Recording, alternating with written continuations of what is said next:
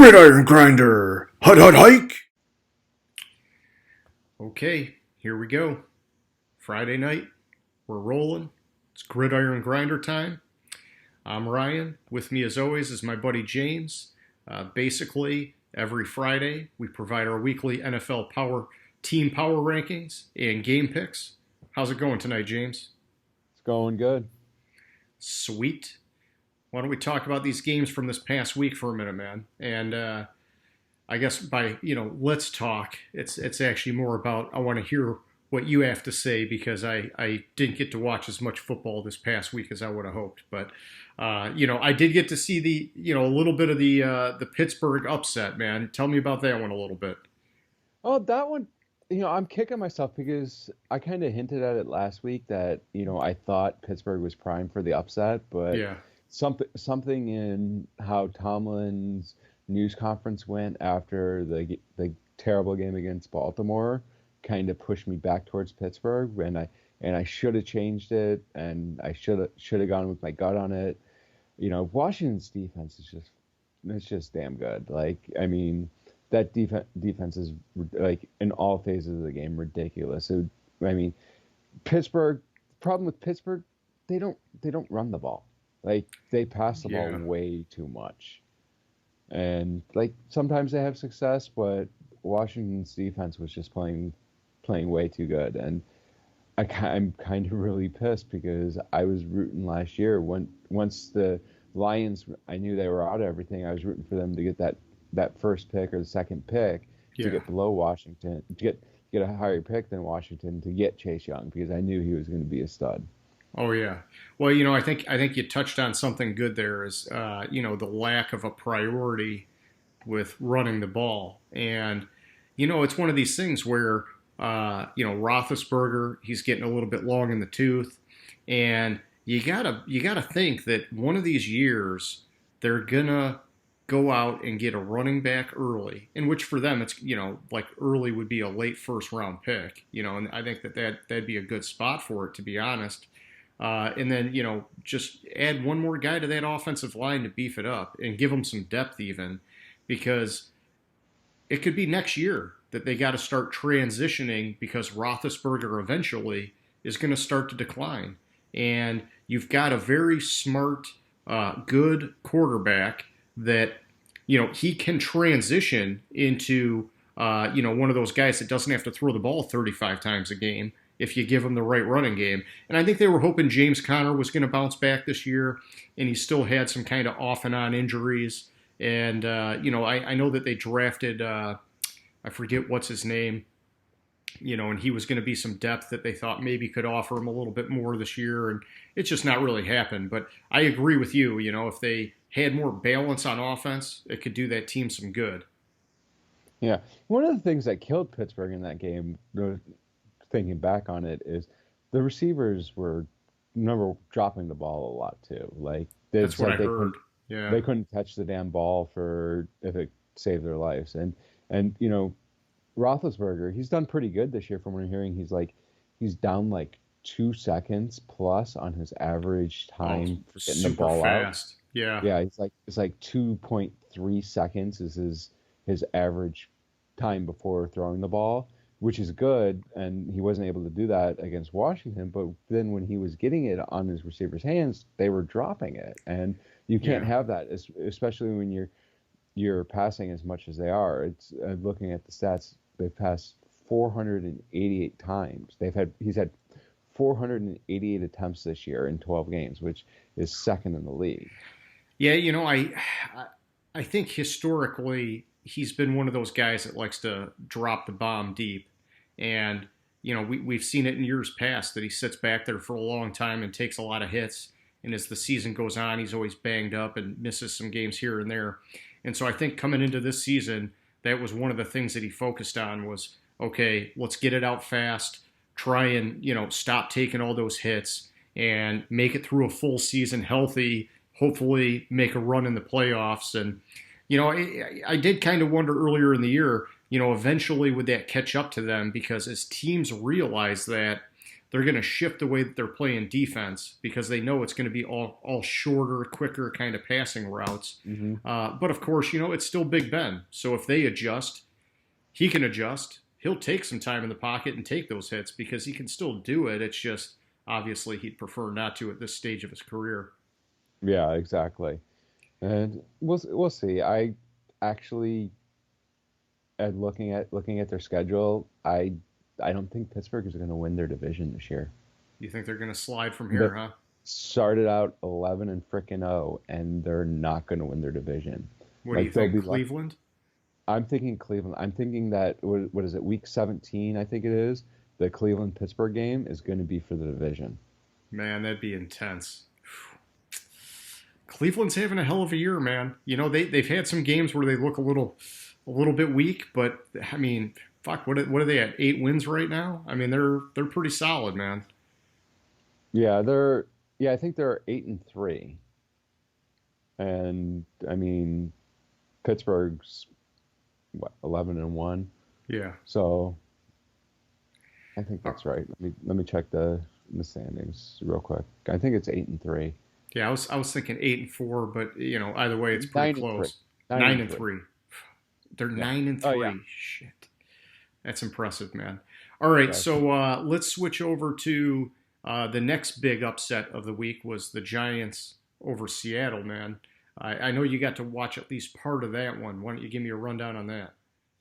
I was really impressed. Like the Giants are like their offensive line is coming together. Like at first, when I was watching, a little bit I was watching, every time I turned it on, it sounded like Seattle was doing good things. I was like, how are the Giants winning this game at all? Like, how are they even in this game? And then once I looked at it and watched it more, it just seemed like the Giants were playing practically perfect in all phases of the game. Their defense was taking care of Russell Wilson, the cornerback. I forget his name, but he shut down Metcalf basically, and the Seahawks couldn't do anything offensively, and that's how the Giants won. And I was telling you, it was like, and I told you initially, I thought that there was some, like, how are they winning? But like the more I watch it, it's like, and looking at the stats, it's like, Seattle's run more plays, but the Giants have more yards and stuff like that. It was just impressive. They found a running game without Saquon Barkley. Colt McCoy, who I believe I said last week can't play the quarterback position anymore, was sufficient to, and then that defense, again, another defense that's playing well. Yeah. Well, yeah, you mentioned the running game. Wayne Gallman, he's had a good run here since Devonta Freeman went out. He's definitely stepped up and shown that, I mean, maybe he's not like a stud running back, but he can definitely get the job done. He is, at a minimum, he's like a top tier backup, a guy that you can trust. And I would say, you maybe even look at him at a little bit more than that because he has had a subpar offensive line this year. And I get it that they're coming together as the season goes on, but what he's been doing with that line, nobody's expected that out of him as a backup. Exactly, and he's doing. And there's another guy they have that's running the ball. What's his name? Who's having a decent year too? Like both running backs for the Giants are having. Did they get Dion Lewis from Tennessee? I don't think it's Lewis. I think it's somebody else. Let me pull that up because I want to say it's somebody I had never heard of. Yeah, give the guy some credit, man. I'm all for that. Let me see, Giants. Yeah, and so while you're looking that up, I'll do a little spiel on Name That Stadium. So, basically, for anybody who's watching, this is the part of the show where we explain, like you can see, James is moving around the country, having all sorts of fun, checking out all these nice stadiums, and every week he's putting a stadium in the background for one of the home teams that has a game this weekend.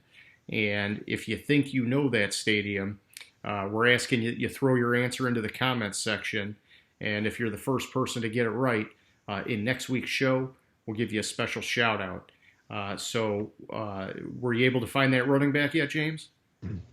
Yeah, I'm looking at it. And I must be remembering something weird because their number 2 rusher is Daniel Jones. Okay. Well then, hey, no big deal. How about you tell us where you were at last weekend? I see. Where was I last weekend? I was in Atlanta. I was at Mercedes-Benz Stadium. Okay. I think Mercedes-Benz. I always thought that was the New Orleans one.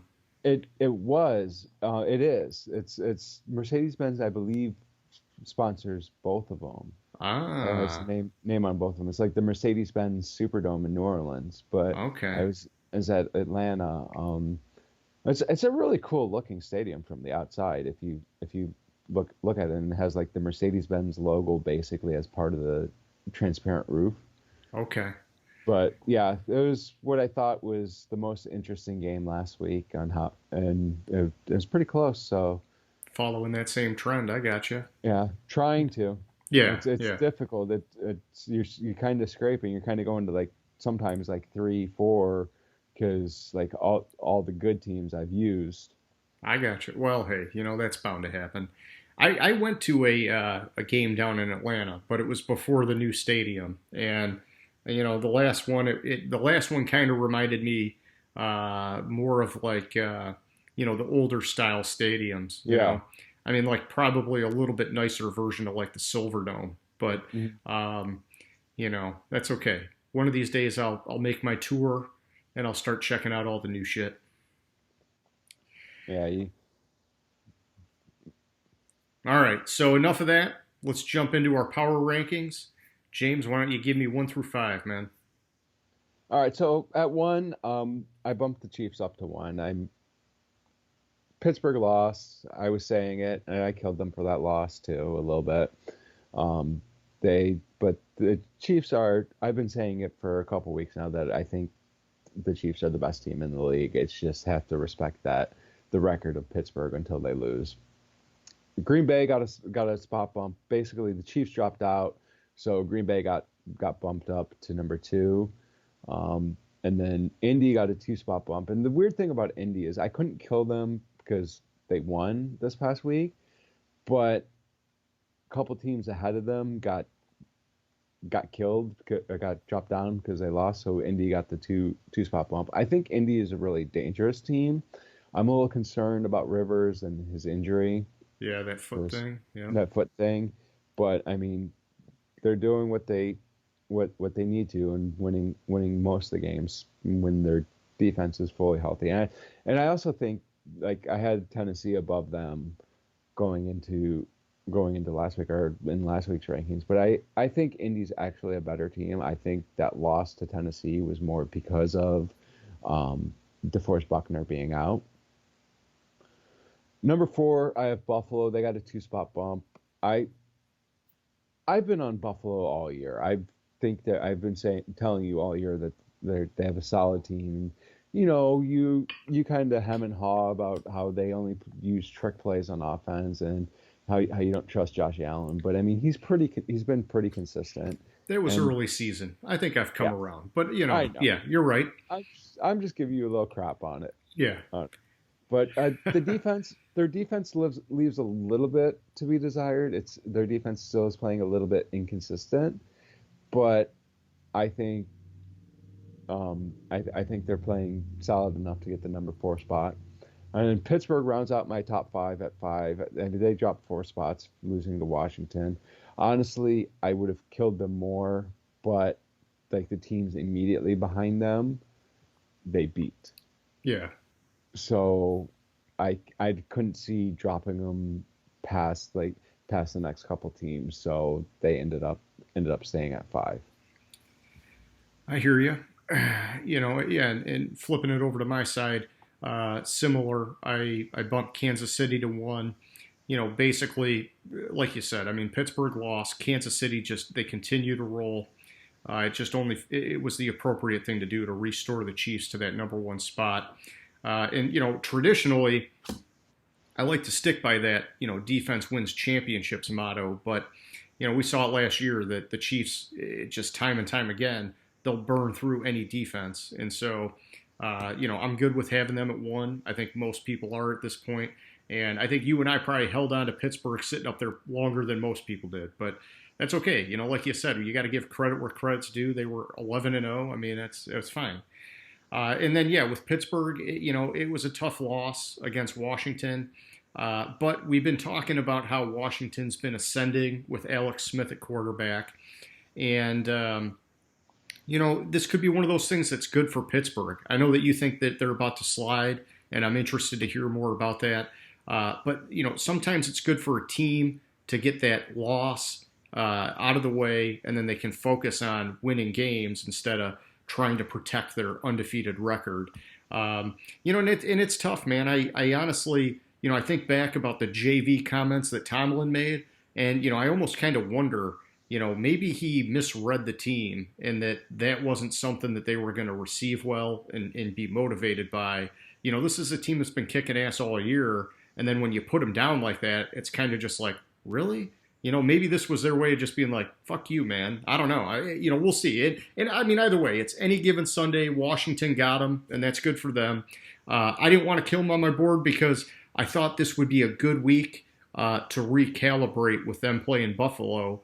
If they win, then I feel comfortable keeping them up high. If they lose, I've got Buffalo down at 5. So then it's more kind of like, okay, now I'm talking about switching things up and still kind of keeping them in that top 5-ish, I think, level because they're still a solid team, even with 2 losses. But yeah, you definitely got to keep a closer eye on them if that plays out. At 3, I got the Saints. I kept them where they were at from last week. I was a little bit nervous that the Falcons could pull off that upset. I just kind of started thinking about how Matt Ryan and company can put up points and, how points might come to a premium for the Saints with Taysom Hill at the helm.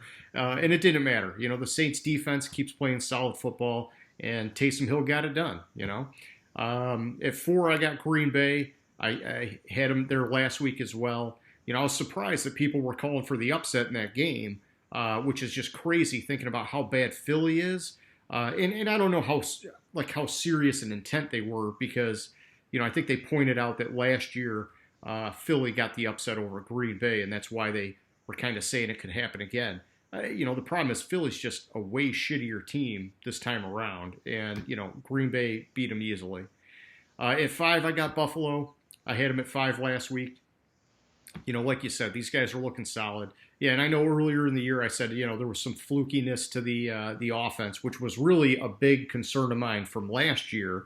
But man, they showed a fire and an intensity, especially on the offense, for so many weeks in a row to start the season that I kind of changed my tune, and then they kind of fell off. But it seems like lately they got it back, and so I'm excited to see what these guys do come playoff time. Last year, Josh Allen, you could tell, it was a little bit of the nerves and the pressure kind of got to him, and it was almost like he was trying to do more than he should have in that playoff game. But as far as I can tell, the stars appear to be aligning, and the defense, they got to up their game a little bit, but this team's got a lot of potential. Definitely. All right, kicking it back to you, man. 6 through 10. All right, so at 6 I have Tennessee. I only dropped them 2 spots. I think it's a solid team. I've given up the I don't trust Tannehill. I think in that division, Tannehill is probably the only quarterback I trust right now. Okay. Which is something for me to say because I kill Tannehill all the time, and have been saying all the time that I don't think he's that solid of a quarterback. But I mean, he keeps proving it week after week, and so I got to trust him a little bit. Baltimore at 7, they got a 1-spot bump.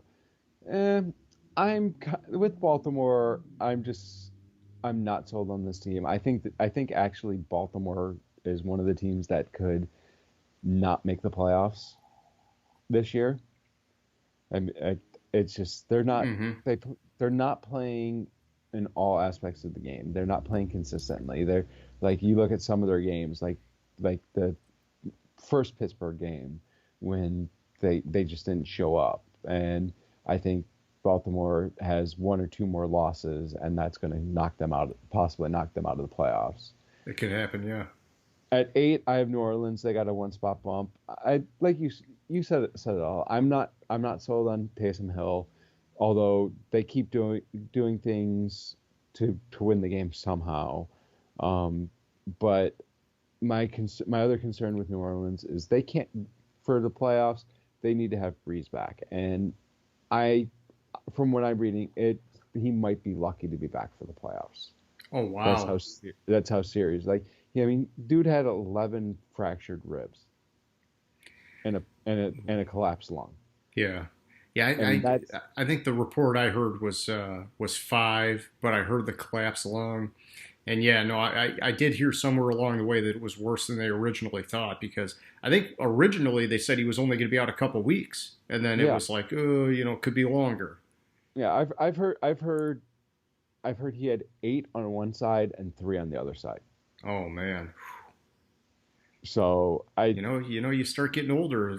That shit's not as flexible as it used to be. exactly, and he's gonna have to probably wear what's called flap jacket Yeah, to protect those ribs for the rest of the year. And I mean, I I have thought he already wore one. I guess not. Like, I mean, you would think at his age, especially with like some of the injuries he's had, he would, Yeah, but apparently he didn't. I don't know. it could have just been the way he landed and kind of got compressed. That the flak jacket doesn't help you with all that. But Well, either way, yeah, I agree. It'd be much better for them if they got him at quarterback going into the playoffs. yeah. But it was over 2 games that he fractured the ribs. It was like 2 consecutive games. Okay, The first game, apparently he fractured 3 or 4 of them, and whoever they played before, was it the Rams game? He fractured his ribs. Yeah, I think it was the Rams game where he was taken out and Jameis took over. Um, is that right? Whatever game it was. But the game right before that, he fractured a couple of them and didn't have any adverse effects, and which is impressive. To And then he came in and he had a collapsed lung and fractured ribs, and he was like out there playing for the rest of the half, and then he goes to the coach at halftime and says, "I think I can't play in the second half. I am having problems breathing." It's like, you yeah. think you can't play? What the good lord? But anyways, at 9, I have Miami. I have concerns about Miami's final games. Like, they have, like, I mean, just off the bat, 2 of them they have to play Kansas City and they have to play Buffalo. I got And you. the other ones, it's like New England at home, and I forget the fourth. They have a tough schedule. Oh, the Raiders. That's the fourth game. So they Which have, they have the Raiders are hit and miss, man. Sometimes they yeah, come to play, sometimes they don't. So exactly. And so I have concerns with them making the playoffs, but I'm just really impressed with Flores and what that defense is doing. yeah, That defense is playing phenomenal, and I think this team is way ahead of schedule for where we thought they would be coming into the season.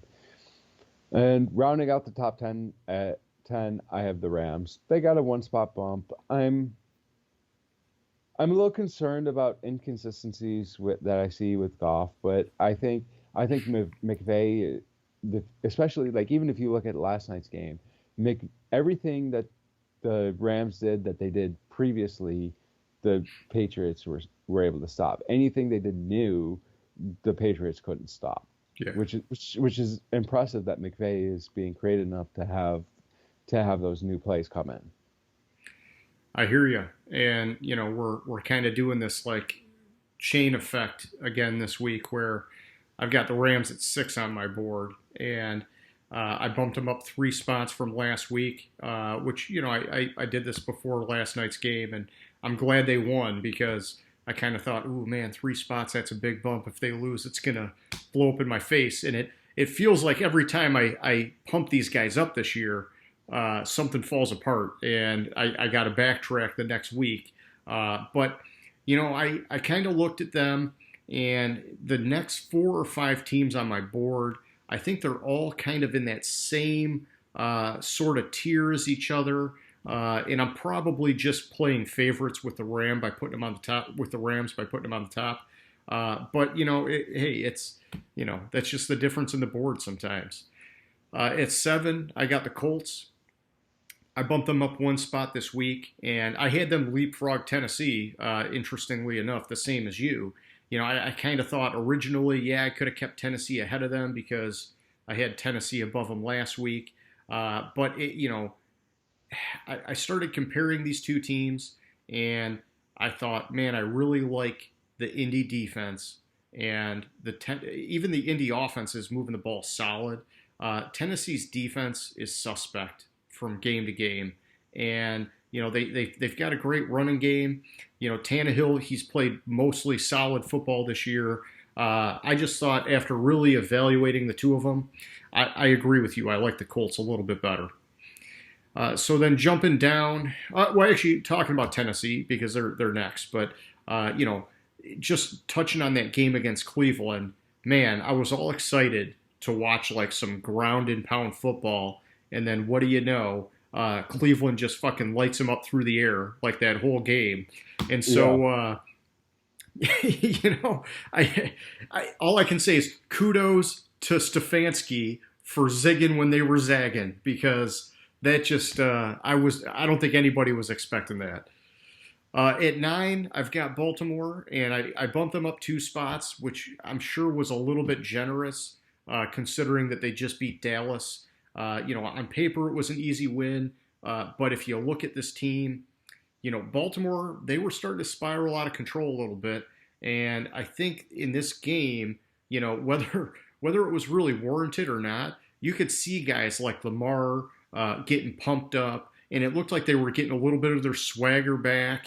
And I think that this next game now against Cleveland is really going to tell us what's going on with this team. And I agree with you. I think, if my opinion, this is like the kind of game where it's like, if you can beat Cleveland now while Cleveland's rolling, then I feel more comfortable that they're a playoff team.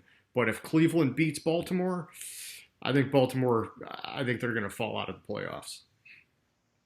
And then so at 10, my last team here, I got Tampa Bay. I kept them where they were at. They didn't have a game, so the board didn't move that crazy around them that it warranted any kind of move there.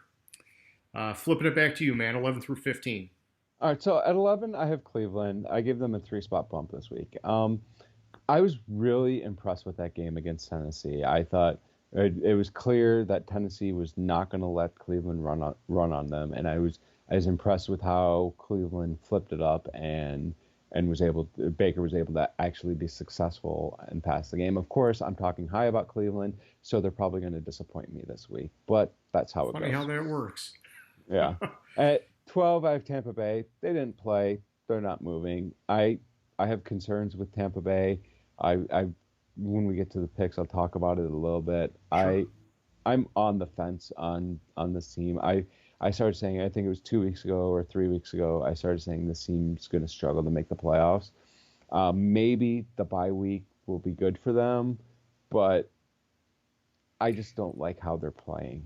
Yeah, it's kind of felt a little bit poisonous for that team with the constant comments about Arians bashing Brady and, that kind of stuff, man. That's not good for a team.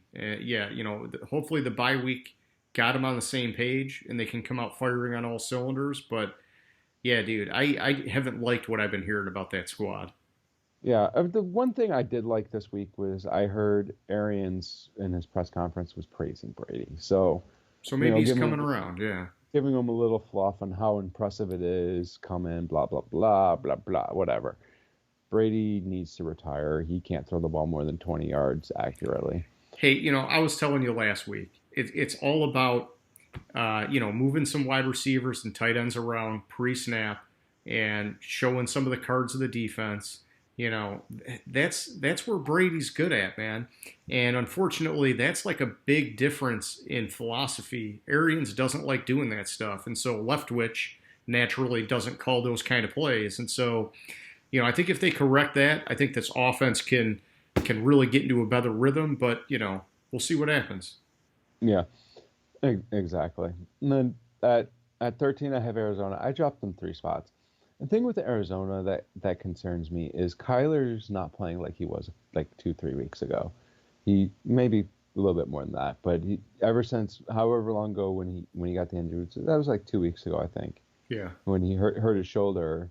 It might have been three, whenever it was, when he hurt his shoulder, and he hasn't been the same, and it's is part of it. I think his defenses are figuring him out. Part of it is I don't think he has the confidence with the sore shoulder.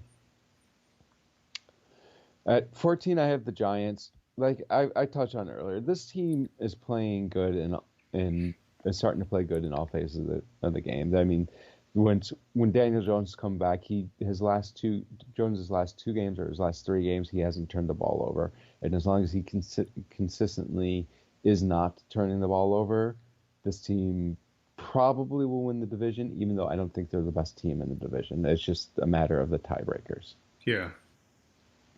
At 15, this is ironically, this is not even my biggest drop of the week. I dropped Seattle 8 spots to 15. You crushed them. They looked like, the more I delved into that game, they looked like shit. Like I mean, Russell Wilson looked scared, not scared. That's not the right word. Basically, once like his first progression when it wasn't there, and then he tried to run the ball, and he seemed slow, and it seems like something like the Giants were able to catch up with him and get him down pretty quickly when he was trying to rush the ball. And their defense, I've been killing their defense all year. Yeah. It's inconsistent. They had the one good game against Arizona, but I'm thinking that good game against Arizona was more a product of Arizona's offense sucking that game. Gotcha. Well, here we go. You know, the little link over to my board again. I've got Seattle at 11, and I dropped them 4 spots. And, honestly, I did want to drop them farther than 4, but I actually stopped because you've been pumping up the Giants for a couple weeks in a row now. And so I thought, okay, maybe I need to make that a bigger factor in my evaluation here. And, I still think the Seahawks are better. I think if they play again, they probably get a win next time around. But, they are showing some streakiness, and the defense just fucking sucks, man. The defense looked better for a little while with Carlos Dunlap and Jamal Adams, but I don't know. I think Dunlap was out this past week. Is that right? And it looks like he's going to be out again. And so it's just, it's tough. And so either way, I don't remember on that. You might be right, but I don't specifically recall him not playing. I gotcha. And either way, I mean, I dropped them 4. If they lose again, then I'll definitely keep sliding them. At 12, I got the Raiders. This is a tough one, man. I think, I probably got ahead of myself a little bit with the Raiders, and that's just kind of how they've gotten this high on my board. But I couldn't move them from last week because, I mean, really, had it not been for the Jets' complete dysfunction, they would have suffered like an embarrassing fucking loss. And so, really, they're lucky I'm not dropping them. And I thought about dropping them. I just thought, I'll keep them here. Whatever. We'll see how it goes. At 13, I got Cleveland. I bumped them up 1 spot from last week. And, I know we covered it a little bit talking about the Tennessee game and whatnot. I just think they played really well in that game. I think I'm taking a cautious approach with Cleveland because they've had so many of these like low scoring games. And, it's like, I know, hey, I see Baker got it done here, but there've been some weeks where Baker's done like almost nothing either. And so, I like what they're doing. I'm really impressed with them. I think 13 solid for now. At 14, I got Miami. I bumped them up 1 spot. It's a similar kind of situation. I don't want to give them too much credit because they beat up on the Bengals, and honestly, they really didn't even like blow them out or anything. But they are sitting at 8-4, which just blows my mind. Like you said, they're ahead of schedule. I was thinking about these guys, and I'm like, could they, if they make the playoffs, even if they got spanked in the first round of the playoffs, which I'm not saying they will, they could play great in the playoffs. We don't know, but I'm saying even if they did, it would still be a wildly successful year for this team. And so, I mean, they're just, I'm just happy with them. That's all I can say. And then at 15, we got the Patriots. Last night's game aside, I'm looking back at the past week. I mean, you just talk about what a fucking blowout, man. I mean, everything that could have gone wrong for the Chargers did go wrong. And then, honestly, I kind of looked at my board and just kind of the way that the Pats beat Arizona a few weeks ago, both teams sitting at 6-6 now. I thought it was appropriate to flip their spots on the board. And so I got New England, creeping in my top 15, and Arizona we'll get to in a little bit here. Back to you, man, 16 through 20. All right, so at 16, I have San Francisco. I only dropped them one spot. I'm hesitant to drop them too much because I think Shanahan makes up for a lot on this team. I thought they played fairly well against Buffalo, even though they lost. At 17, I actually dropped Vegas one spot after a win. Listen, they almost lost to the frickin' Jets. Yeah. See, you did what I probably should have done. Yeah. All because of dumbass defensive coordinator calls a cover zero blitz on the play, and he puts a spy on the quarterback just in case the quarterback runs out of the pocket. Why the fuck are you putting a spy on the quarterback? It's dysfunction. Because I was telling you, Greg Williams has actually been a very solid defensive coordinator for a long time. Are we going to let one play define him? Apparently Adam Gase wants to, but this team's been sucking ass all year regardless, man. Yeah. Apparently, from what I'm hearing, this isn't the first time he's called that specific play in a similar situation. Well, he's aggressive. And here's the thing. Gase fired him, but Gase had the option. He has a headset on. He can say, no, we're not fucking doing that. Yeah. Gase has that option. You can't just absolve yourself from blame because you want to blame somebody else to try to save your fucking job, which everyone knows the only reason you have your job is because the Jets don't want to win a fucking game. Yeah, I mean, it starts at the top, Yeah. And yeah, you could say it's Gase. It's really more than him. The team needs to have the balls to let him go and start over. And, they're just not doing it. I think their hand will be forced at the end of the year, but we'll see when we get there. Yeah. At 18, I have Washington. I give them a 4-spot bump. And the 4-spot bump of Washington kind of affected 19 and 20 because those two would have gotten the bump. But I thought Washington looked really impressive against Pittsburgh, so Washington jumped ahead of the teams, so the other teams didn't move up. Sorry, makes sense. I mean, it's a signature win for Washington, man. Yeah.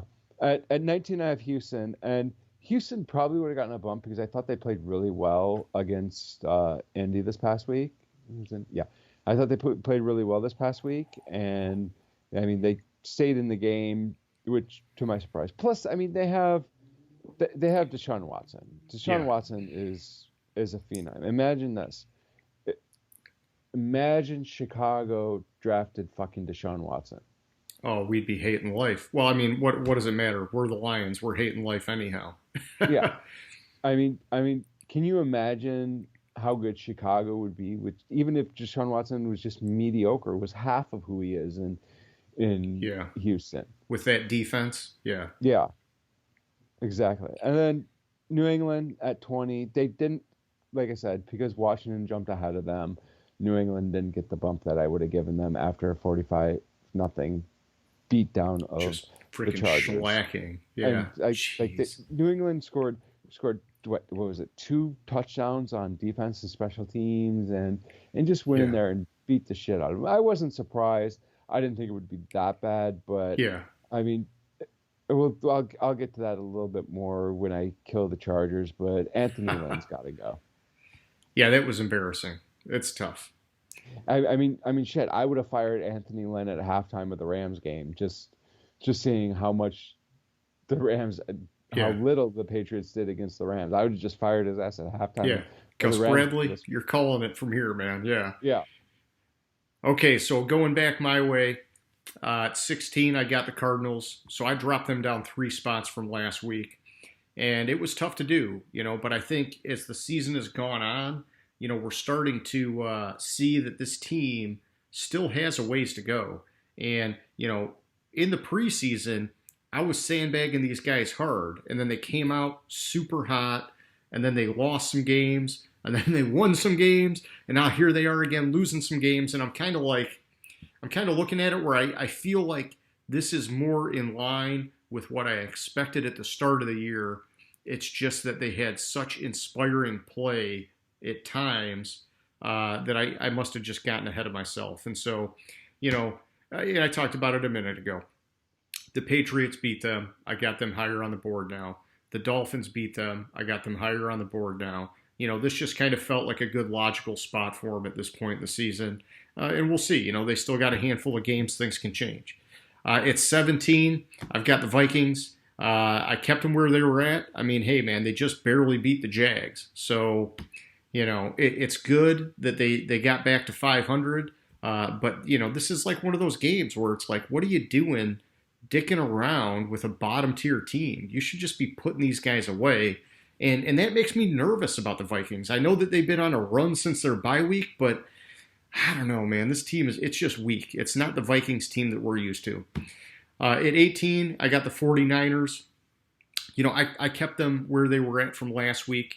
My whole thing here was just that they lost to a team I got in my top 5. And, when I look at the teams below them on the board, maybe I could have gotten a little bit excited and bumped Washington up a little higher, something like that. But I just thought this is good for now. At 19, I got Carolina. They didn't have a game. They got to stay put from where they were last week. And then at 20, I've got Washington. I bumped them up 3 spots. I mean, hey, we talked about it. I mean, it was just a huge fucking win. Honestly, we talked about Pittsburgh. I was expecting they would come out and just punch them in the mouth after those JV comments. But it kind of worked against them, is my opinion. The team did not respond well to that. And so, either way, it's not really as much about Pittsburgh as it is giving Washington some props.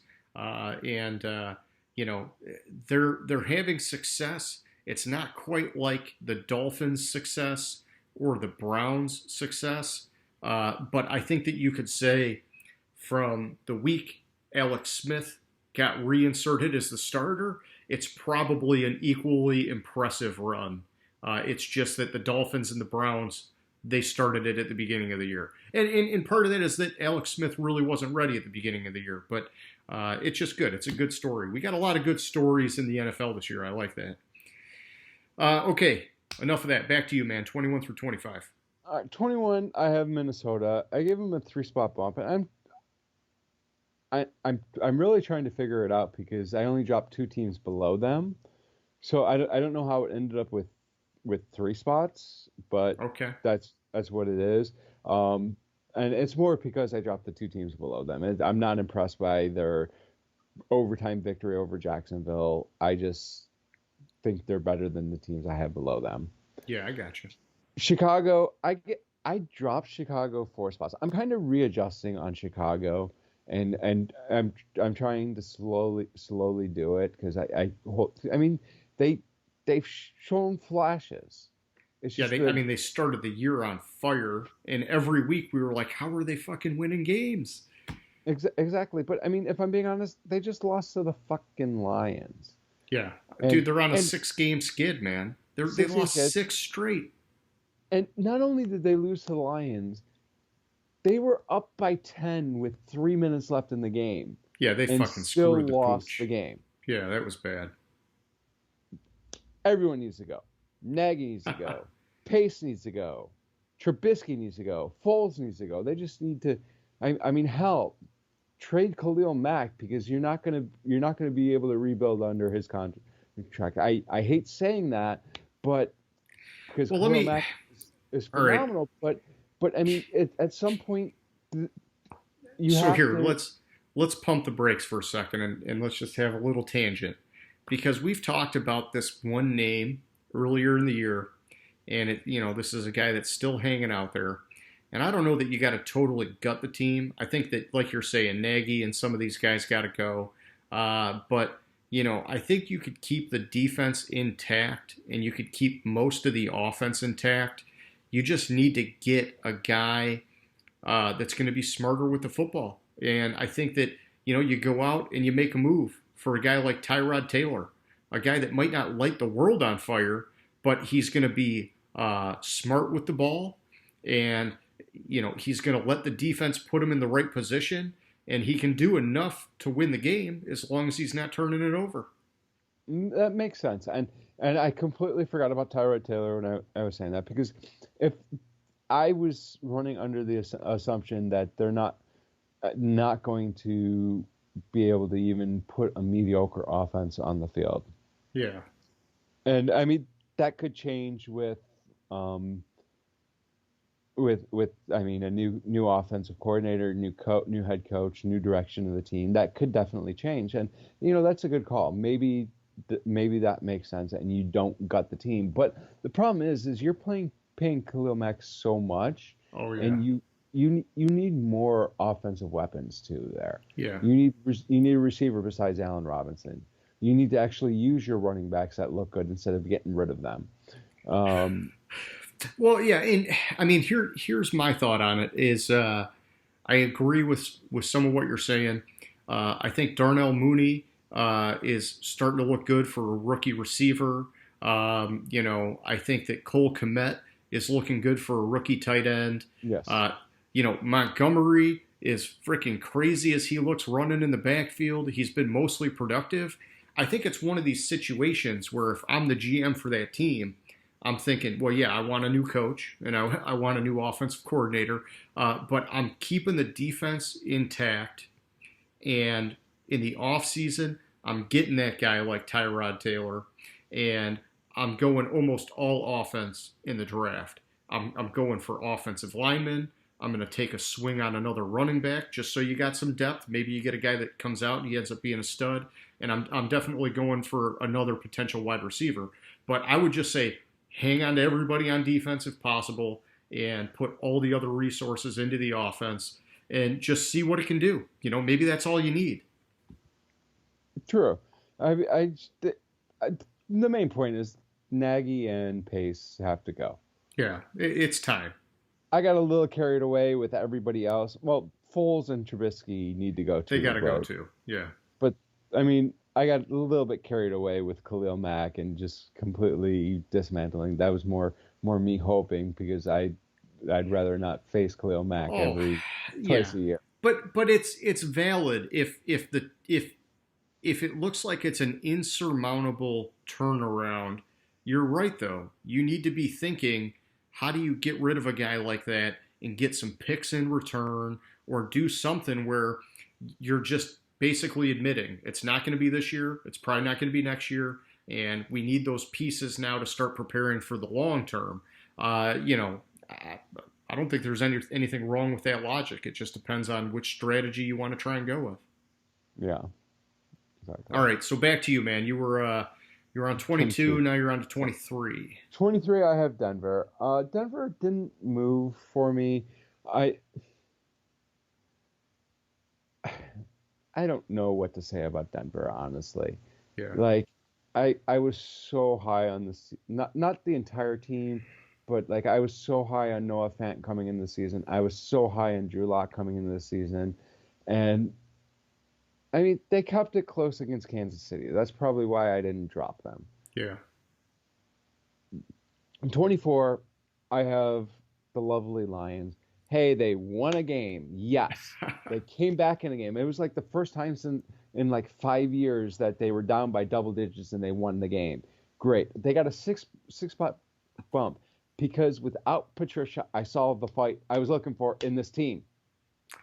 They did, it's weird, James, because I kind of looked at them towards the end of the game, and it looked like a minute there they looked like they were beat, and they were kind of hanging their heads down, and then it was like all of a sudden they got that turnover on Trubisky, and like everybody freaking lit up, and I wish that I would have seen them sticking it in there all the way to the end instead of waiting for that turnover to kind of lift their spirits again. But I know what you're Yeah, saying. I mean, they were down and they persevered. Whichever way they got there, they pulled it off, and that's important.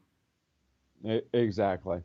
And rounding up at 25, I have Atlanta. I thought they played well against New Orleans. I mean, they were right in that game, and even though I thought they would win the game, and I picked them to win the game. I'm disappointed that they lost the game, but I thought they played well and showed a lot of fight and in that game. Yeah, you never know with those divisional games. All right, flipping it back my way. 21, I got the Giants. I moved them up 3 spots.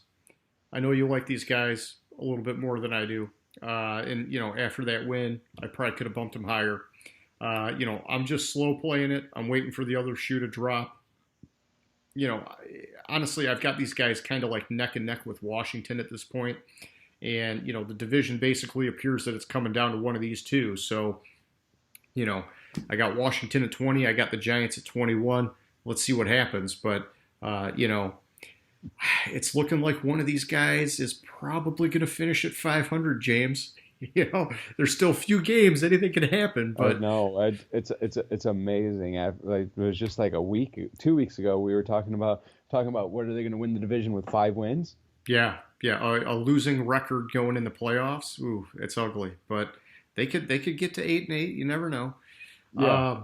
All right, so at 22, I got Chicago. I dropped them down 2 spots, and you know, I don't know. Like you were saying before, like last week and the week before, maybe they got to go to the third string quarterback. I don't know what it is. They just got to do something. Otherwise, this season it's pretty much slipping away from them at this point. And not even really just slipping away. It's getting embarrassing at this point. 6-game skid. At 23, I got Houston. I dropped them down 1 spot. It's tough. I don't really know what to think of these guys. I think they've gotten better since Bill O'Brien's departure. But how much of it is coaching and how much of it is maybe some players feeling like they're on the hot seat? I don't really know. At the end of the day, like you're saying, Watson's playing great, but it's still like a bottom tierish team. I don't know, man. I don't know how I feel about them. At 24, I got Detroit. I moved them up 3 spots, which, not as generous as you, but I just kind of felt like the Bears had control and they gave it away at the end. And so, normally, we talked about it before. Mitch, he pretty much owns these guys, but apparently this is kind of like where he wanted to revert to the mean in this particular game and give one back. At 25, I got the Falcons. I dropped them down 4 spots, and it was probably harsh. I didn't want to kill them, but it just kind of is what made sense. I started looking at the teams around them, and I'm like, well, they lost to the Lions. I started looking at the record. I just all these factors kind of added up, and I was just like, yep, this is the sequence. They got to go down here, and so 25 felt right. You got them at 25, so I guess I can't feel too bad about what I did with them. But kicking it back to you, man, 26 through 30. Yeah, it's interesting. Like in that last bit, we lined up on what 3 of the 5 teams we just went over. We did, yeah. Yeah, that's Which kind of strange, but it's, yeah. yeah, but We're syncing up. we also moved like the two of the teams we moved them different numbers, but ended up at the exact same spot. Yeah. So maybe that's we're starting to see the same things on those teams. All right, so I digress. 26, I have Dallas. I didn't kill Dallas for losing to Baltimore. They lost to Baltimore. Honestly, it was expected. And Baltimore. I have Baltimore so high. I have Dallas so low. Plus, if you look at the teams I have around them, I couldn't really move the other teams ahead of them. Maybe after this week, if Cincinnati, which I have at 27, which stayed at 27 from last week, if Cincinnati beats Dallas this week, maybe Cincinnati will jump ahead of them. But I'm holding pat there. Cincinnati lost. These teams, it's hard to put them behind other teams. Mm-hmm. Philadelphia, look, I'm excited Jalen Hurts is playing, is going to start this week. It's about 2 or 3, maybe 4 weeks too late. Yeah. And I think that's going to cost Peterson his job, is holding on to Wentz for too long as the starting quarterback. And I also think the decision for starting Hurts came from above Peterson, and it wasn't actually Peterson that made the decision. Oh, that's interesting. Because if you look at it after the game, Wentz has been playing like shit all year, and Peterson's, well, I have to look at it and I want to distance myself from the game, which is code for I want to see what my bosses say. Ah, gotcha. And I think this team is starting to give up. 29, I have Carolina. They didn't play, couldn't move them. Mm-hmm. At 30, I have the Chargers. I dropped the Chargers 9 spots this week. That's my biggest drop of the week. Because what I saw in that New England game, a New England team that is devoid of talent, a New England team that has, it's obvious Cam Newton can't pass the ball. A New England team that has so many people that opted out or left and rebuilding, and the Chargers didn't even show up. Yeah. The reason the Chargers didn't show up is 100% falls on Anthony Lynn. Whoever they played the week before, after that game, Anthony Lynn had said something like, "Oh, well, we're not going to make the playoffs" or something like that. And it's like no shit, the team's not going to show up after their coach says that. It basically waves the white flag. Yeah. Yeah, whether it's true or not, maybe just don't say that and focus on what the team's doing good so that they feel good, you got to be smarter than that. And it's tough because sometimes you want to be candid and maybe the emotions are getting to you, but you got to remember everything you say as the head coach resonates down to the players. Exactly. So, we'll see. They probably won't drop past 30 for me because, the last 2 are the obvious 2. Yeah. And they're just bad teams. Although Jacksonville is showing some fight, man. Yeah. They're showing some fight. And at 30, that's who I have at 31. And then I have the Jets at 32. I almost flipped them again. If Jacksonville would have gotten beat down by Minnesota instead of going to overtime, I probably would have flipped them because I thought the Jets showed a lot of fight in the game. But since Jacksonville lost in overtime and the Jets, I left them the same. Although Jacksonville is going to get the number 1 pick. I've been saying it for weeks. Now that New England is basically eliminated from the playoffs, Bill Belichick is going to set every player on that damn roster that's a starter right now, so he does not have to see Trevor Lawrence twice a year in the division. And it's if he can prevent it, he will prevent it. He'll throw the game. He'll fucking go out and sign some college team to play the game just to stick it to the Jets because Belichick hates the Jets. Yeah, and he is that strategic and aggressive of a thinker that he could do that. I would believe that for sure. All right, so flipping it back my way, 26 through 30. So I've got Denver at 26. I kept them where they were at from last week. I thought, hey, it was great that they made it an interesting game against the Chiefs. And then honestly, the Chargers just fell flat on their face, and so I had to drop them quite a bit on my board. And so, this is just kind of what made sense for me. But we talked a little bit about it last week with Denver and Kansas City, is that, sometimes you just don't know what's going to happen in these divisional games, and you might be expecting a blowout, but, sometimes these teams know each other so well that they actually play pretty tough, and that's kind of what happened with Denver in this one. They still lost, but they made it interesting.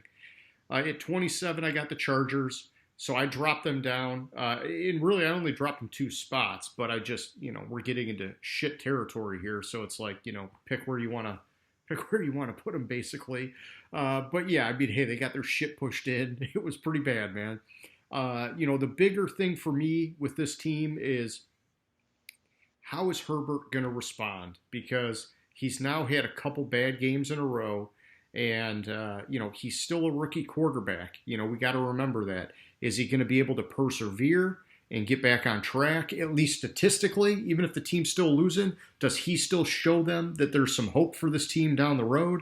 Or does he start to collapse? Because that can happen with a rookie quarterback. You just never know. The guy doesn't have a ton of experience. I'm interested to see what's going to happen with that. At 28, I got Philly. I kept them where they were at. And basically from here out on my board, nobody moved because everybody just sucks. And until one of these teams gets a win, I'm just going to leave them in the order that I've had them in, and we'll see what happens. But with Philly in particular, like you said, it's nice Jalen Hurts is getting his opportunity. Either they think the playoffs are out of reach and that was the time, or like you're saying, maybe ownership or somebody above kind of forced it. It doesn't really matter. Wentz he just wasn't getting it done. And I can understand what Peterson was doing. He's thinking, hey, I got a proven guy that has shown in the past he can light it up. We're so close to being in this division. You just need him to make it happen. And it just never happened. And so now's the time. Let's see what else you got there. We're moving on. At 29, I got Dallas. This is a tough one for me because it seems like in these past couple games, we're starting to see these moments with Andy Dalton look like he's getting into a little bit of a groove with this offense. But the team just flat out sucks, and they got doubled up by the Ravens. And so they're still near the bottom of the barrel. And then at 30, I got Cincinnati.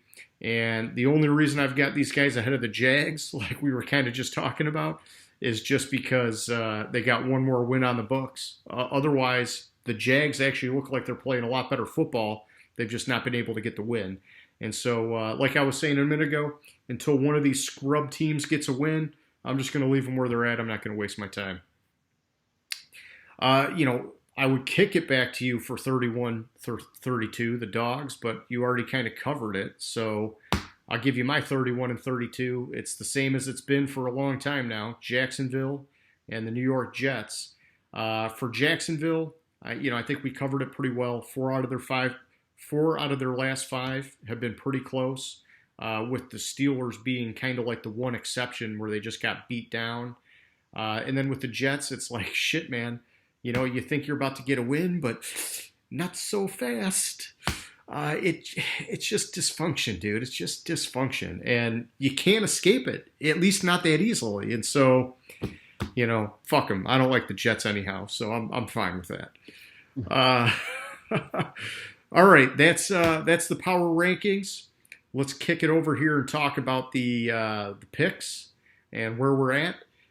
Basically, through week 13, we're at 123 and 126 wins respectively, which is good for 65 and 66%.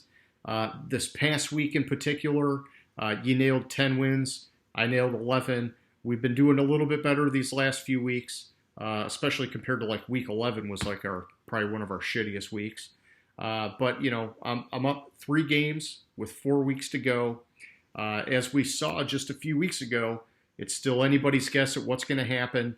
And I think for this week, I took a sneak peek. It looks like we got some decent action here, so some things could change. But with all that being said, let's just jump to it, man. And let's start with last night's game. We had New England at the Rams, and we both ended up picking the Rams, right? Yeah. All right. So what did you like about the Rams going into that game? I just like the defense. Even though like my initial pick with the Rams was because I thought New England had the short week and they were gonna have to fly back to Boston and fly back out here on the short week, and I thought the travel would get to them. But even though the New England beat down the Chargers, I thought that was more a product of the Chargers than New England, and just went on that when I stuck with the Rams on it. I didn't think that they would have a repeat performance. New England would have a repeat performance, even though they're playing in the same stadium of the previous week. Gotcha. Yeah, my thing going into this game was that I just kind of felt like the Rams are the better team. I think that they've got more on both sides of the ball. And then I thought about how New England moves the ball, and it's almost exclusively through the ground game. And the Rams are just fucking dominant against stopping the run. And so I kind of thought, unless Cam Newton shows like whatever it was that week 2 or week 3 ability where he had that shootout with the Seahawks, I just thought this one wasn't even going to be close. And I think I fell asleep for some of the game, but I heard, that Cam got benched in the fourth quarter. And kind of like you were saying, I did hear a little bit about how New England adjusted, and it definitely slowed down the Rams' offense. I think most of their points were scored in the first half, and then it just kind Yeah. of was a slow second half from there. I But think I think it was 17-3 at halftime. okay, and what it finished And 24-3. 24-3. Yeah. Hey, either way, I'm glad we got another Thursday night win. We've had our down weeks or our down games on Thursday nights, but it's always nice to start the week that way. Flipping over to Sunday here. The first up, I got Minnesota at Tampa Bay. Who do you like, Ben? I thought this was a hard game to pick. I don't like how I've seen Tampa Bay been playing. I think kind of the Minnesota last week looked ahead to Tampa Bay instead of focusing on the Jags. Um, my initial run through the model gave it to Minnesota, but I just can't pick Minnesota to win this game. So I overrode the model and went with Tampa Bay. I gotcha. So I'm also going with Tampa Bay, and my model actually pretty heavily favored the Bucks in this game. And I think part of that is that they're coming off a bye week, which I always attack in a little bit of a premium for teams coming off their bye. Uh, but I do worry, kind of like you're saying, because Minnesota has been sneaky good since they had their bye week way back when. But I'm not going to overthink it. I like my model. I'm going with Tampa Bay in this one. Next up, we got Arizona at the New York Giants. So it's another hard game. Like these games are this week. I'm going to say this. These games are really hard to pick. What it Yeah, boiled down to is the best unit on this for this game is the Giants defense. I think Kyler's kind of been playing pretty bad the last few weeks since he had a shoulder injury. He's Hopkins, I believe, is questionable, and I just see that as being the deciding factor in it. If with Hopkins kind of hurt and Kyler not playing well, it gave it to the Giants. I gotcha. So for now, I'm going with the Giants as well, and I agree. This was one that in my model was very tight, and I ran my model under the assumption that Danny Dimes is going to be back. Uh, I'd have to go back and look at it and see how it changes if he's not, but I'm sticking with the Giants for the moment. I kind of thought about it just from the narrative perspective, and I thought Kyler Murray, I know they're running a little bit different of offenses, but he's kind of a similar type of quarterback as Russell Wilson. The way that he moves out of the pocket, he runs the ball. I just kind of thought, wow, if the Giants just shut down Russell Wilson, they could probably do the same thing here to Kyler Murray. And so, and just on top of that, the Giants have the momentum. You've been saying it for weeks. And it seems like Arizona's struggling a little bit as of late. So, I like the Giants in this one. If there's like some big changes with some of the injuries, maybe that could kind of flip things in my model, but I'm probably sticking with the Giants. All right, next up we got the Kansas City Chiefs at Miami Dolphins. So this one I'm hesitant on. Like the Chiefs, I couldn't pick against the Chiefs, but Miami's defense is playing really well. And what it boils down to is can Miami score 25 points on the Chiefs? I think the Dolphins can kind of keep the Chiefs' offense in check a little bit, the way that defense is playing. And it's just honestly, can Miami score 25 points? And I don't think they can. Okay. Yeah, so I'm going with Kansas City as well. And, you know, I've actually read some stuff this week about people basically saying that this is going to be a lot closer of a game than what my model is predicting, anyhow. But I'm not seeing it. I hear what you're saying. Miami's defense has been playing great. I just think that it's got to be like a flawless game for Miami on both sides of the ball. And I think that that's a lot to ask of a rookie quarterback in Tua, and then a defense that, yeah, they've looked good, but they've also, you know, they have some cracks in that defense.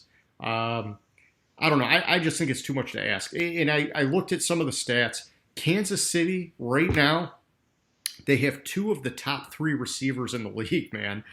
Kelsey's got 1,114 yards, and Tyreek Hill's got 1,079 yards. I just, man, I don't know, dude. We've got them number one on the board, so we can't not pick them. I'm going with the Chiefs. Next up, we got Tennessee at Jacksonville. You don't have to ask. Jacksonville is just a shitty team. Tennessee is a top 10 team on my board. It's got to be Tennessee. I mean, I don't know, I don't dude. see I do have to ask because it seems like every week you pick some random aggressive upset, man. Oh, that's coming in the next one, I believe. Oh, okay. All right. Okay, so you're going Tennessee here. So I looked at this one a little bit, and, you know, going back to week 2, Tennessee just barely beat the Jags. I think it was like 33-30, if I'm correct. Mm-hmm. And, you know, that was while we were still in like the Minshew mania phase, which, hey, it sucks. I still like Minshew. You know, there you go, James. Chicago should trade for Minshew. Well, that's the thing about Minshew is I'm hearing he's healthy enough to play. And they want Glennon, dude. They think Glennon's the better guy. I think it's stupid, but you know, I don't get paid the big bucks like they do. So what do I know? But I mean, I don't know, dude. Minshew, he's got some fucking ridiculous stats for a guy who's in his second year at quarterback. Either way, it's not here nor there. They've made their choice. So, you know, I guess what does that boil down to? Are the Jags with Glennon better than they were in week 2 with Minshew? I don't think so. And I think it's the opposite. I think the Titans are actually a better team now than they were early in the season. Even though they did start the season very solid, I just think about Derrick Henry later in the year. The run game gets more and more important. And I know that it's a Florida game, so it's not like, you know, it's going to be a freezing snow game and they got to run the ball. But Derrick Henry's got 3 out of his last 4 games. He went over 100 yards. I just think that that's going to be a big factor in this game. It's a weak Jacksonville defense. They should just be able to run all over them. But on a side note, I do want to touch on this. We've talked about James Robinson a little bit. And this guy, for an undrafted rookie, is having a phenomenal year. And, you know, I didn't really look at the stats the last time we talked about him. I kind of thought a lot of what he was doing was more of like a dual threat, you know, running back that was also catching the ball out of the backfield. Fuck, man. I looked it up earlier today. He's sitting number 3 in the league with 968 rushing yards. And the dude's got fucking 310 receiving yards on top of that. I mean, this is like, I don't know. I mean, it's got to be, we're talking records, especially for an undrafted guy. But it's impressive for any rookie runner, man. And if Jacksonville can find any way to put their defense together for next year, this team's got a bright future, man. I think these are the invert of the Bears. It's your off season needs to be throw everything you got at defense, every dollar in free agency, every pick in the draft. And, you know, they could be a serious threat next year. I'm not saying like a Super Bowl threat, but, you know, they could compete next year if they could get the defense on their feet. All right, next up. So maybe my order's different than yours here, but I got Dallas at Cincinnati. I don't know that you can call a huge upset either way in this one. I Or just maybe think you can. Dallas. I don't know. Was this your big upset? No, no, no. I see.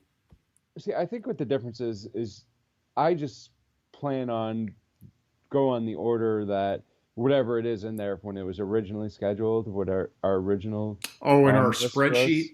Yeah. See, I every week I just take the schedule off of NFL.com, and so that's yeah. I'm sure it all changed with all the COVID shit that happened, and yeah. So I'm throwing you off a little bit. Yeah, which is fine, and it's no big deal. The thing with this is, if Joe Burrow was playing and not injured, I would pick Cincinnati. Yeah, Without Joe Burrow, even though Dallas has looked like shit, Cincinnati is just not as good a team without Burrow, and that gave Dallas the edge. yeah. And I don't think Nixon's playing either, and Oh, so I must have even missed that. Like I didn't delve too far into this game. I kind of looked at it and just went on my first instinct on it. yeah. And the crazy thing for me is that my model is picking Cincinnati to win. Man, I went up and down it 2, 3 times today. Like, what the hell is going on here? And I got to override my model. This is the only game that I'm going to override. But I'm taking Dallas. I just can't see Cincinnati getting a win. And like I was saying earlier, Andy Dalton's getting a little bit of a rhythm going with that offense. And he's got some ridiculous weapons, man. Those receivers are top tier receivers. He's got 3 solid guys. And then I know I was bashing Dalton Schultz earlier in the year when Jarwin went out, but Schultz has actually played pretty good at tight end. They still have Zeke. I know the offensive line is weak, but man, I don't know. I like Dallas in this one. And similar to the last game, I did have a side note for this one too. As I was looking into it, one thing that caught my attention is Jalen Smith is sitting at 3rd in the league in tackles right now. And for how shitty this defense has looked this year, I thought that was at least a nice storyline for them, because him coming out of Notre Dame, having that injury in their bowl game, and a lot of people were saying that could have been a career-ending thing. Dallas, they rolled the dice on him, and here we are. These however many years later, the guy's been fucking solid, man. These last like 3 seasons, and so he's kind of like the Alex Smith story before the Alex Smith story, and because he's a linebacker, it doesn't get as much attention. But hey, I just thought I'd throw the guy a bone there. Okay, next up, I got Houston at Chicago. All right, this game is bad on bad. If you honestly, it's just bad on bad. The Bears are 30th in offensive efficiency and yards per game. Texans are 30th in defensive efficiency and opponents' yards per game. Yeah. I cannot pick Mitchell Trubisky to win a fucking game. I think Deshaun Watson has that chip on his shoulder because Chicago traded up to draft Trubisky. True. And look at what happened with Mahomes. I know it's Mahomes, but Mahomes has won a fucking Super Bowl and he still counted to 10. The significance of that is the draft pick number. Yeah. So I'm on Houston in this game. Okay. So I'm on the other side of the fence here. I'm going with Chicago, and this is a funny one because my model is picking Chicago. I guess let me just start with that. But I started thinking about the narrative, and I'm like, okay, Houston just a few weeks ago beat the shit out of Detroit on Thanksgiving, and then Detroit snuck a win past Chicago this past week. And so kind of like in my head, I'm thinking, well, yeah, that would automatically put Chicago down in this game. But then I also remember Will Fuller's out. He had that suspension. And I do think that that's going to affect this team. I kept digging, and one of the things I found that it was another kind of a shocker stat for me is that Deshaun Watson, we know he's good, and I just didn't think he was having as good of a year as he's in fact having. He's number 2 in the league right now in passing yards. He's got just over 3,500 passing yards, and the dude's got 331 rushing yards on top of that. And so it's weird because as the days gone on today, the more I've read this, the more I like Houston. And so the pick could flip. But for now, I'm sticking with my model. I'm going with the Bears. All right, next up, we got Denver at Carolina.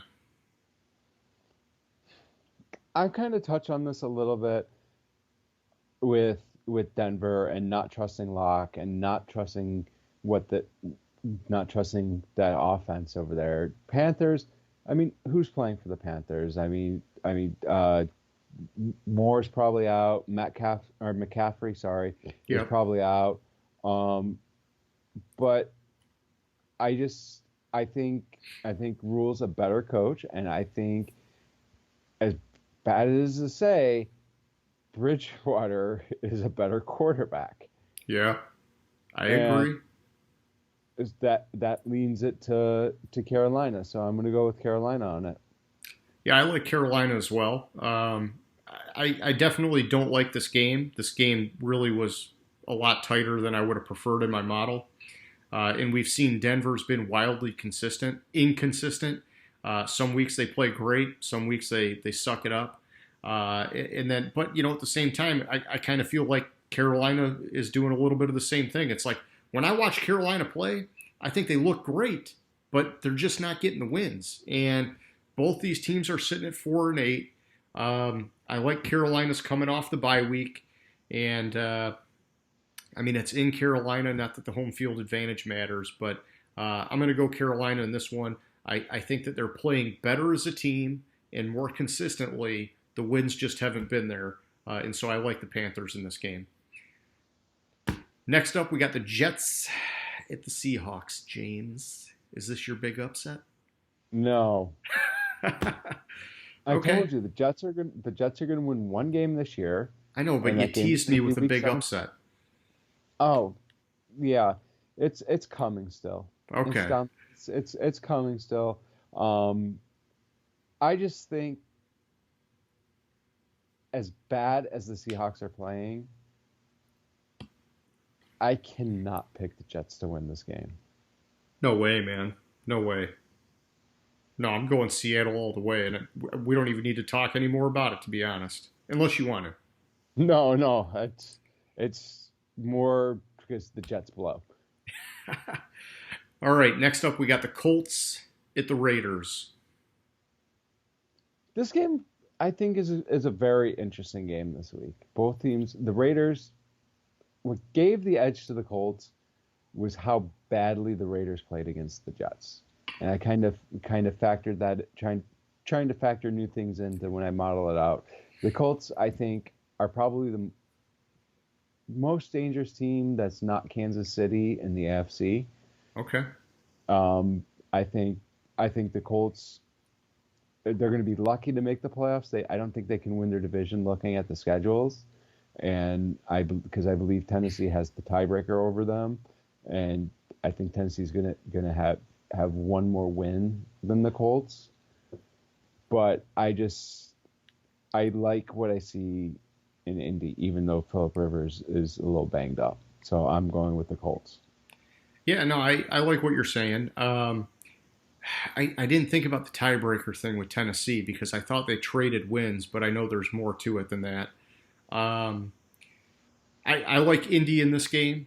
Like we're saying, kind of like despite the foot issue, Rivers, he's been playing at a really high level lately. The dude's got 285 yards or more in his last 4 games, and 3 out of 4 he's got multiple passing TDs. I think it helps in this game that they're going to be going up against a bottom 10 defense. And then on the flip side, the Raiders are going against arguably the top defense.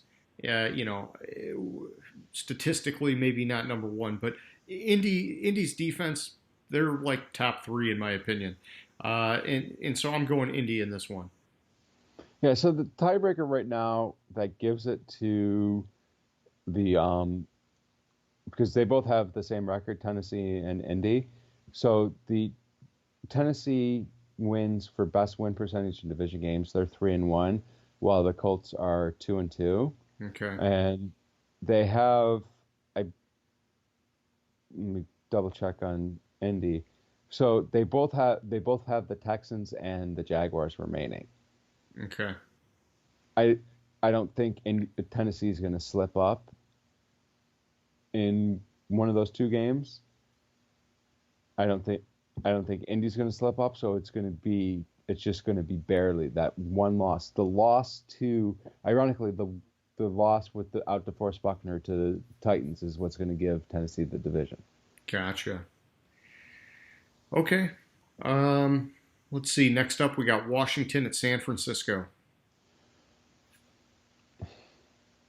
I like how Washington's playing.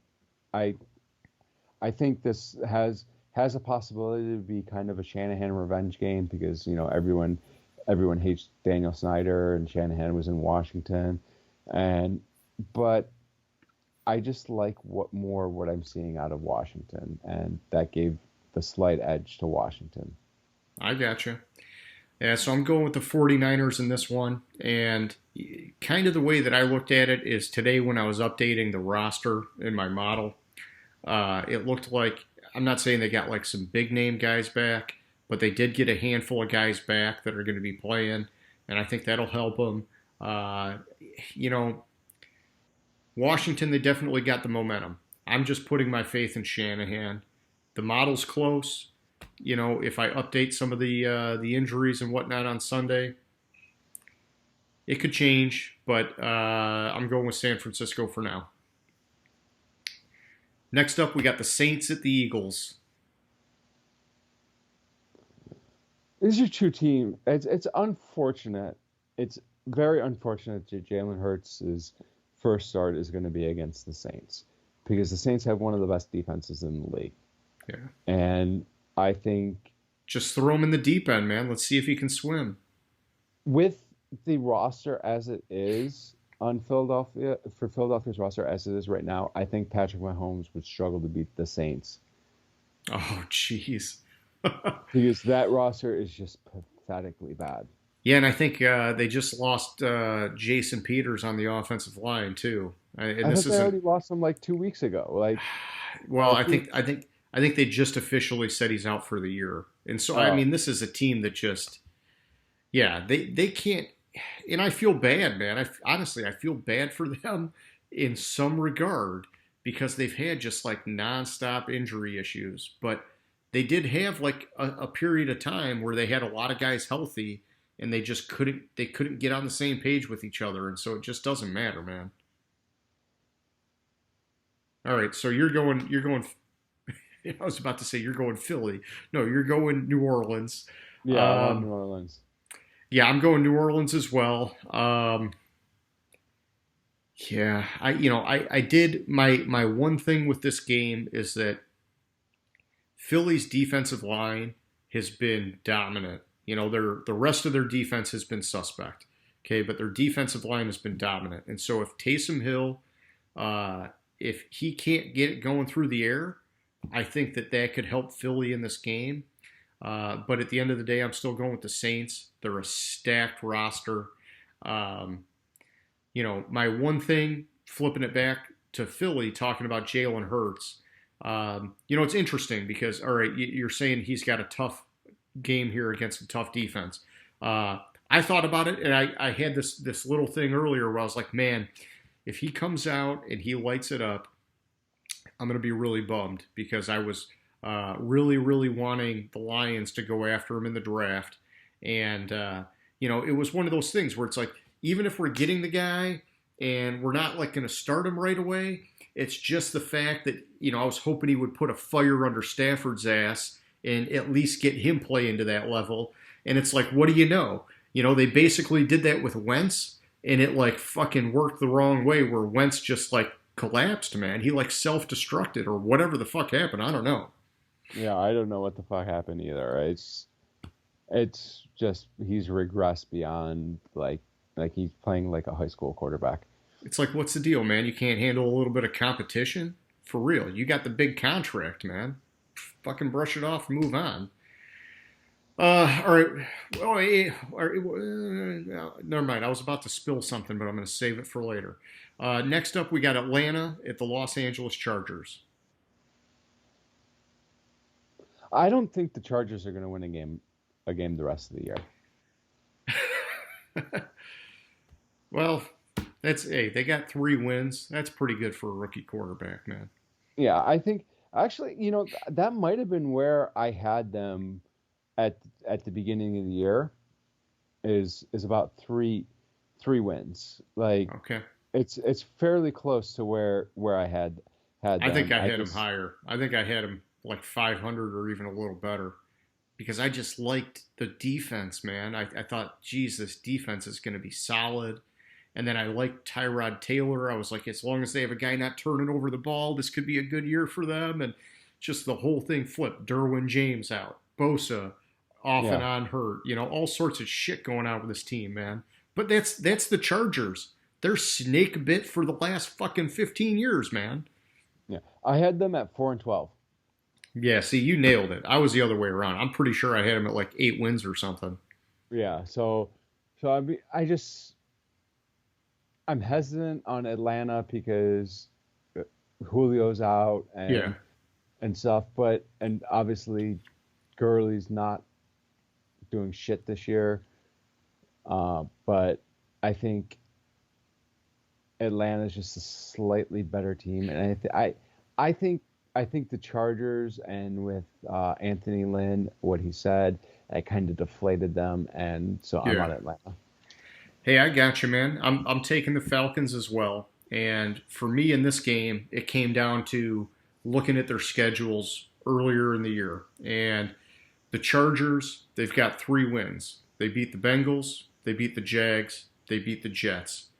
All like right in the fucking bottom of the barrel on my power rankings. The Vikings, they've beaten the Vikings, the Panthers, and the Raiders, and I forget who the other one was, but they beat teams that are all like squarely above where I've got the Chargers in my board. And I'm just thinking they're beating higher quality opponents. They're still not great opponents, but they're higher quality opponents than what the Chargers have been able to beat. And so I'm going with Atlanta in this game. Next up, we got Green Bay at Detroit. Oh, is this your upset, James?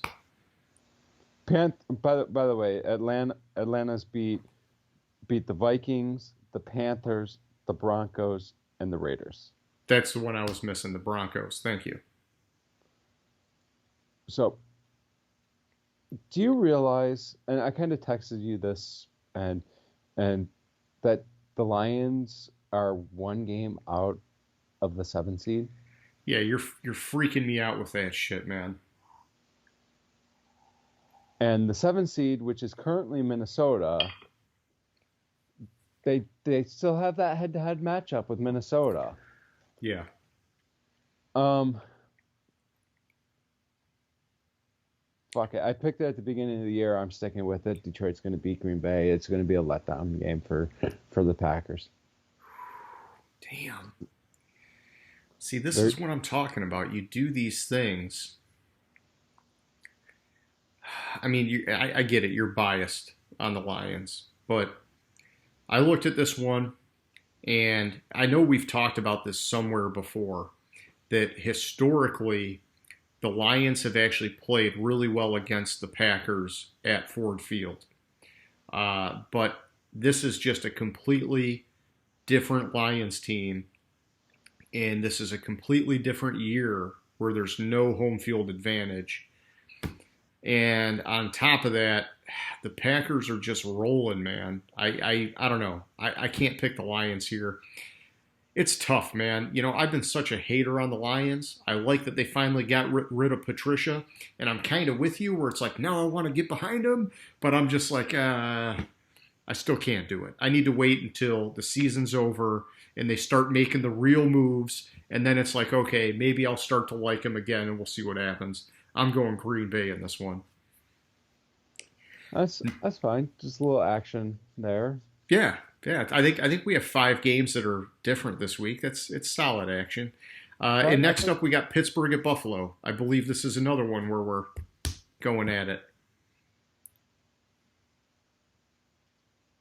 Wow, we do have 5. I thought it was only 4. Yeah, so when I looked at this game, and I was gonna call my shot last week when we did it and say that Pittsburgh would beat Washington and then lose to Buffalo. Gotcha. I've been thinking all along that was The sequence. one game that they were going to struggle with. If you look at it, I think Pittsburgh's going to lose 2 to 3 of their last 4 games. Okay. I think they're going to lose to Indy, and I think they have a solid chance of losing to the Browns in Week 17, which means the only game that Pittsburgh is going to win of the last 4 games is against what is it? It's next week. Who are they playing? Cincinnati. Okay. So I'm on the Bills. I think the Bills are a better team. I think they're a more button-up team. I think Josh Allen is a don't you say that. comparable quarterback to Roethlisberger. I just think Buffalo is a better team.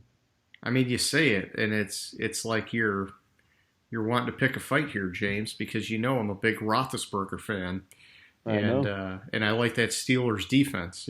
These are fighting words almost.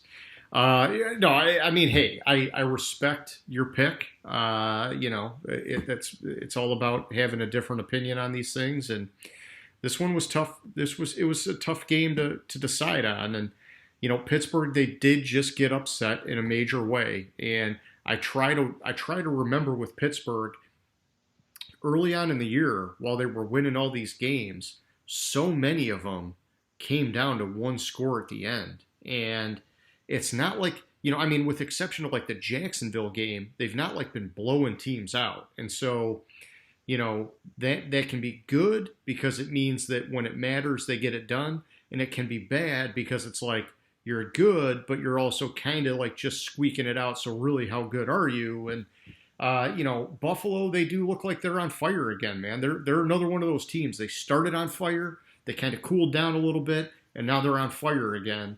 And so, I'm hoping that Washington game kicked Pittsburgh in the ass a little bit. I'm going Pittsburgh. But yeah, I could see this one going either way, honestly. I just like the Steelers a little bit more. And some of that is probably my personal bias with Roethlisberger and whatnot. But my model did pick them. And so I'm going Pittsburgh. All right, next up, we got Monday night. We got Baltimore at Cleveland.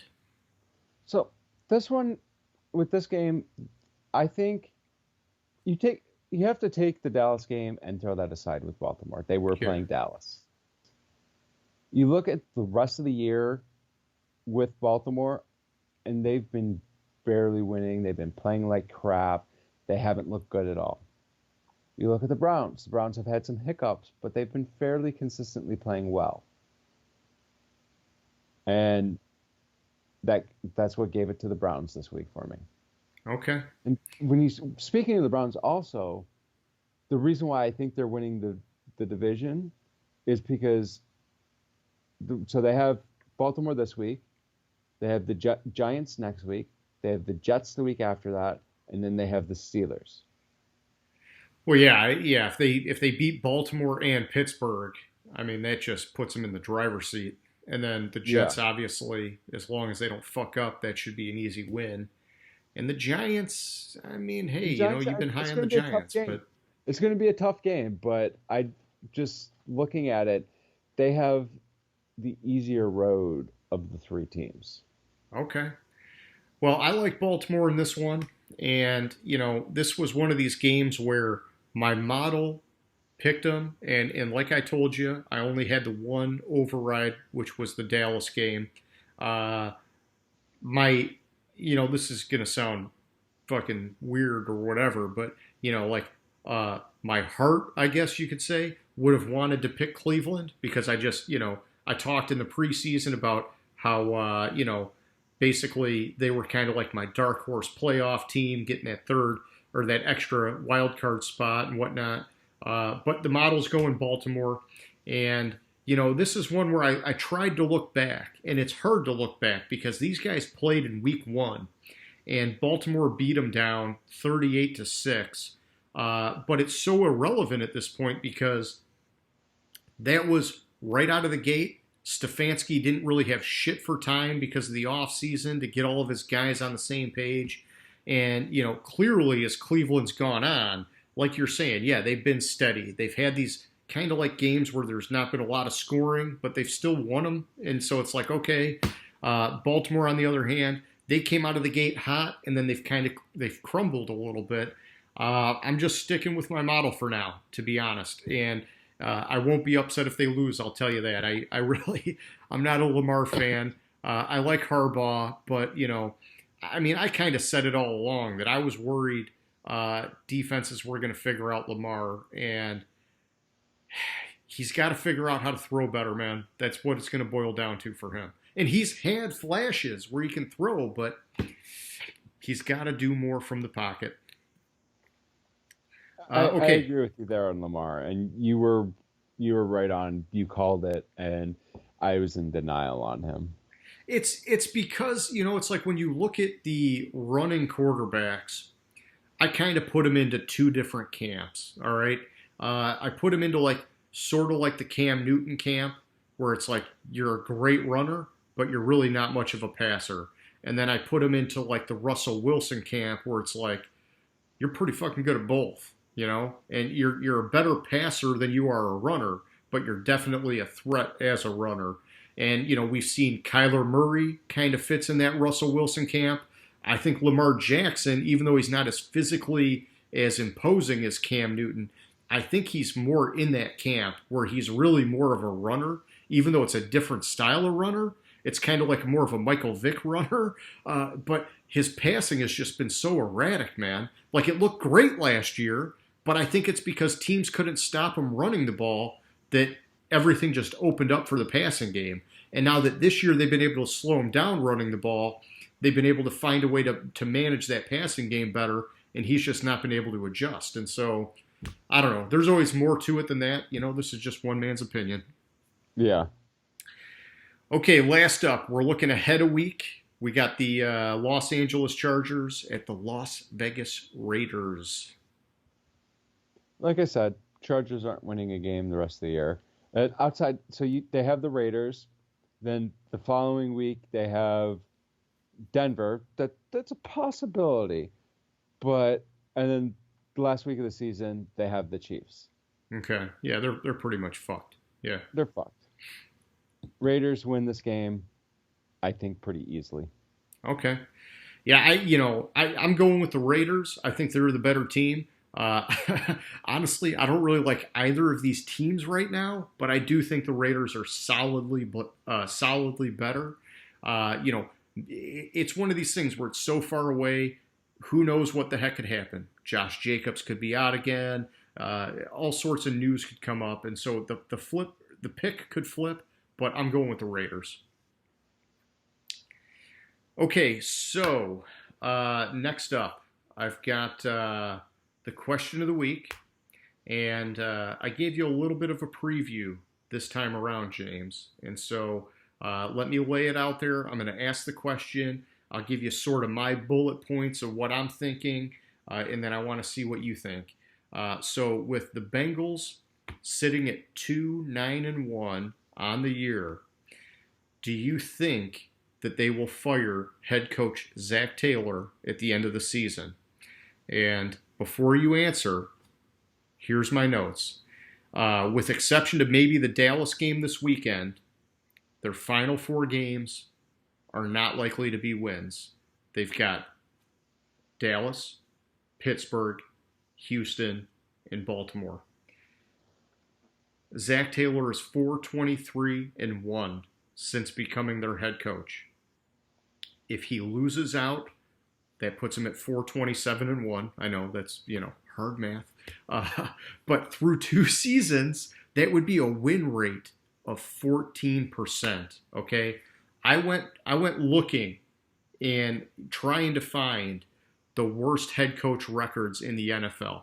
And I'm sure they're out there, and I just didn't have a ton of time. But the closest comparison I could find was to good old Marty Morningwig of the Detroit Lions. Went 5-27 in 2 seasons and was immediately fired. Uh, you know, I would say the key difference here, I mean, we're talking different eras, obviously, but Cincinnati obviously brought in Taylor because he was one of these young, flashy, quarterback whisperer type coaches. And they had Andy Dalton at the time, but I think they were already kind of looking ahead to drafting a guy to grooming him. And that's really why they wanted Zach Taylor on this team.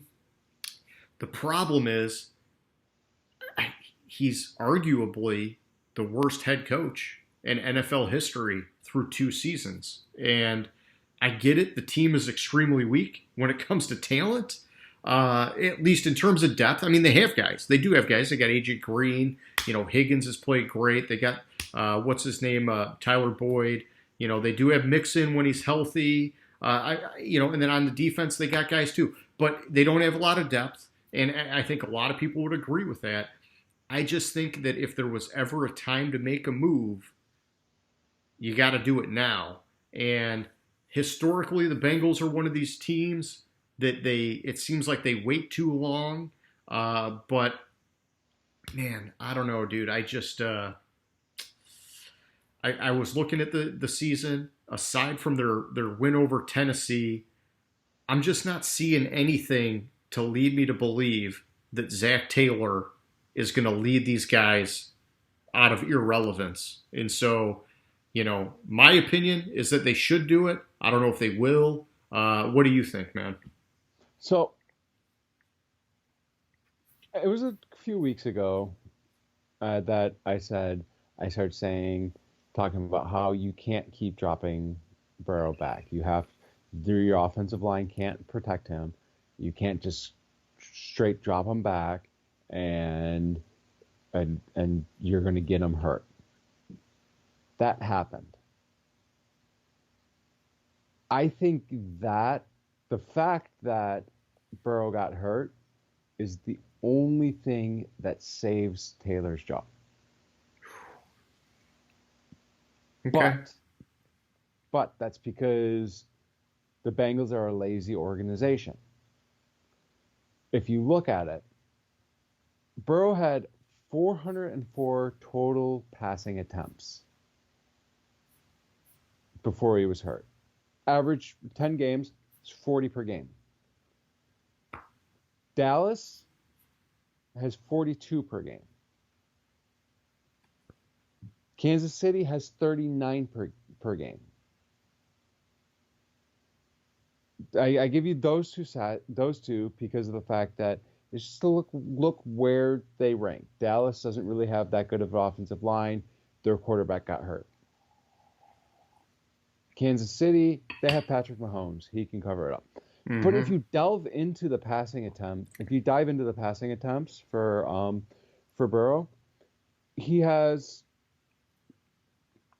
about a quarter of them are play action or an RPO. Okay. 75% of those passing attempts are straight dropbacks. Gotcha. If you look at the pressures from that offensive line, 94 pressures, 33 hits, 29 hurries. 16 plays he scrambled out of the pocket. It was obvious, especially with Mixon. It was obvious. Run the ball, have Burrow. Just don't put so much weight on his shoulders. Yeah. Exactly. Especially with that offensive line. I think just because of how he handled Burrow and how it is 100% his fault that Burrow is hurt.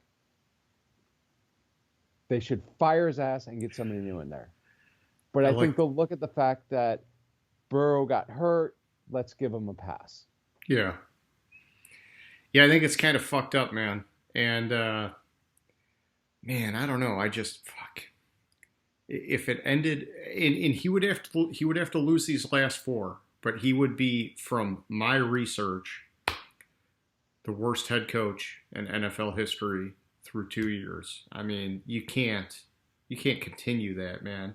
You can't continue that. I don't care what the circumstances are. That's not good for your fan base, man. Oh, I agree, but how long did they stick with Jackson? Um, you mean Marvin Lewis? Yeah, Lewis. Sorry, Hugh Jackson was Cleveland. I'm sorry. Yeah, and I think I Hugh Jackson was their offensive coordinator for a little while. I want Yeah, to say, but I don't know why I always get Lewis and Jackson yeah. flipped. No, you're I right. They always did they did stick with him for way too long. And he flirted with having some good teams, but yeah, they should have pulled the plug. And that's kind of what I'm saying, is that historically they've hung on too long. Will they make that same mistake here? It's I think more, if you gave it a over under 50%, I think it's a less than 50% chance that he gets fired, but if I was the guy, it would be like all but a lock. He's gone. Yeah, it So would be.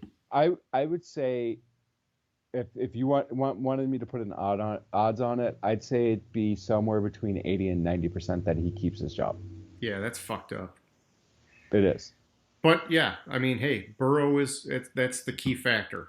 They wanted him to groom a guy, and they got the guy, and now they just got to give him the chance. So we'll see. Okay, so for anybody who's still watching, you know, we're sharing that question with you guys. We want to hear what you think.